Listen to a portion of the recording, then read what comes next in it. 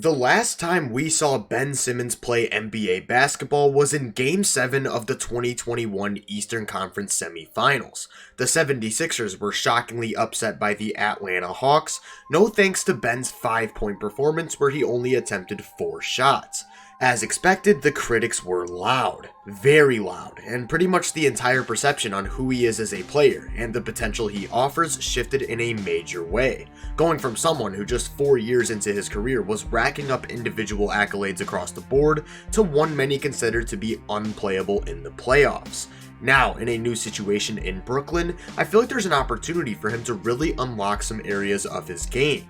But first, let's take a look at what skills he brings to the table. Simmons is one of the most freakishly athletic players the game of basketball has ever seen. At 6'11", his speed is only matched by few, and he's got lateral quickness and agility that you won't be able to find in most small guards. On top of this, he can explode off the ground for a near 42-inch vertical, while maintaining a relatively large frame with tons of strength. These insane physical traits show up most on defense, where in his last season playing, he earned all defensive first team honors with a second place finish for Defensive Player of the Year. Philadelphia utilized him in a role that could be best described as going out there and bothering the opponent's best source of offense, and because of his ability to switch across the board, this meant playing tons of different positions. You hear the term defending 1 through 5 all the time, but Simmons is one of those few guys who can actually do it, though it depends on the matchup as he's still not great in the post.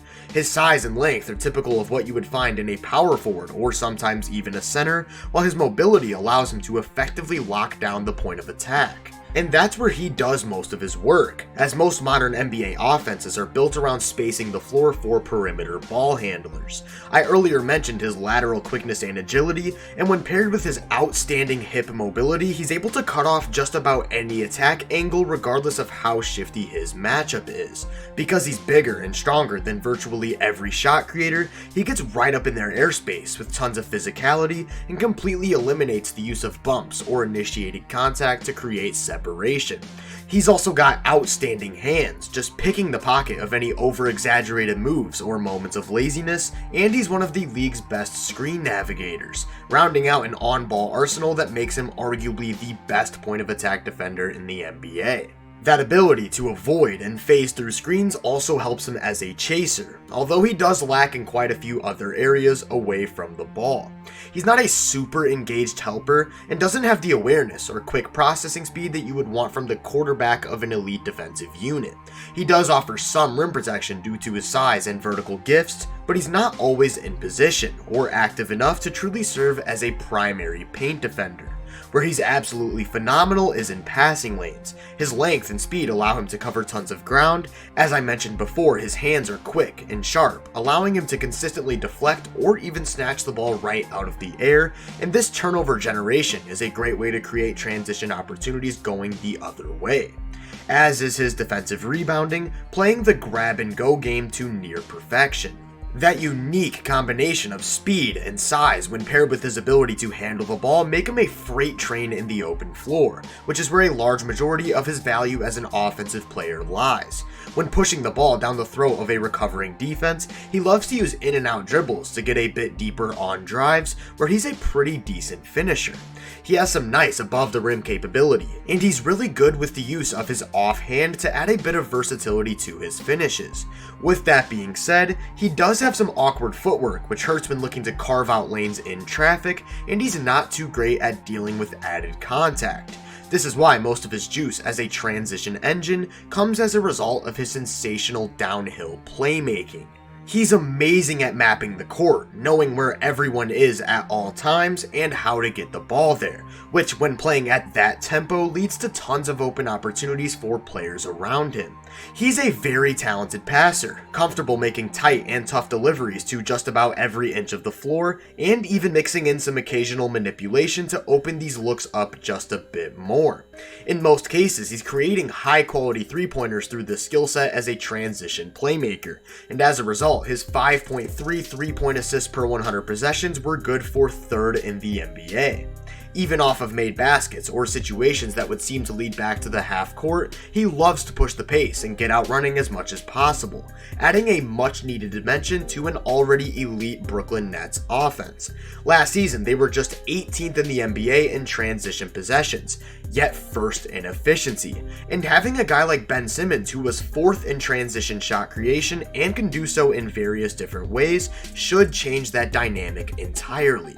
Still though, there's no denying that the game does sometimes slow down, and this is where you'll start to see some problems. The glaring flaw that most people tend to think of when they hear the name Ben Simmons is his lack of shooting, just simply not taking any shots outside of 10 feet from the basket.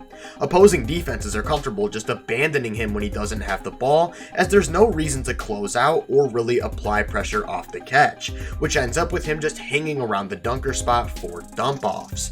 Needless to say, when you're running an offense through one of NBA history's very best volume post scorers who isn't an elite passer, this isn't at all an ideal role.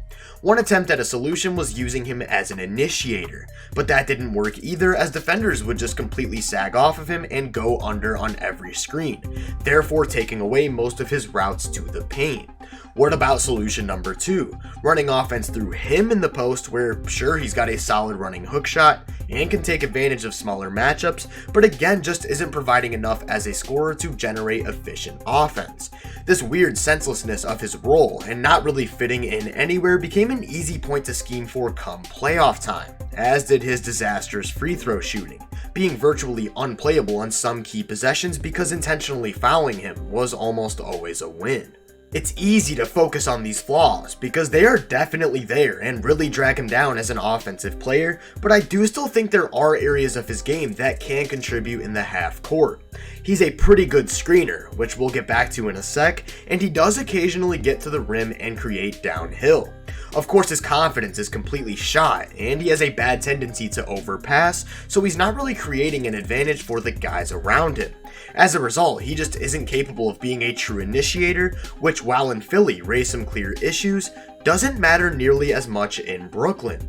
For the first time in Ben's career, he's playing with not only one, but 2 of the league's premier perimeter shot creators in Kevin Durant and Kyrie Irving, and their ability to bend the defense and force it into rotation could really unlock Simmons as the connective tissue.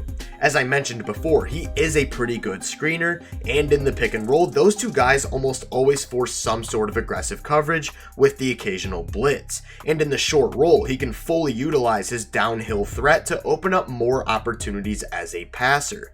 The Nets are also stacked with movement shooters at virtually every position, which opens up the possibility for a lot more lateral action. One of the best ways to combat a lack of scoring punch is to continuously move across the perimeter in an effort to create avenues to the paint.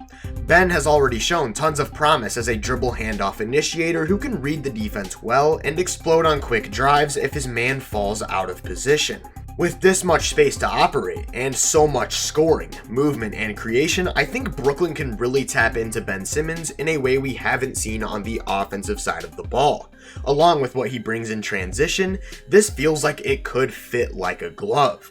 Now, I do have some questions on the defensive end, because while he's shown to be arguably the league's best non-big defender, as I mentioned before, he doesn't really match the style of a one-man anchor, raising the floor. And in order for them to construct a strong team defense, in my opinion, you'll be losing some of the things that make his offense somewhat impactful. All things considered though, I do think Simmons has a lot to offer to this team on both ends of the floor. And while I'm not sure I view him as a true all-star level guy, I do think the value he provides is a lot more than he gets credit for. If you enjoyed this breakdown, make sure to drop a like, subscribe, and turn my post notifications on to be first on more content. If you're interested in my more in-depth research, make sure to check out my website, podcast, and social media profiles. You can find those links in the description. Feel free to let me know down in the comments what you think of Ben Simmons and just how good you believe he is. As always, I hope you all have a great day, and I'll catch you guys in the next one.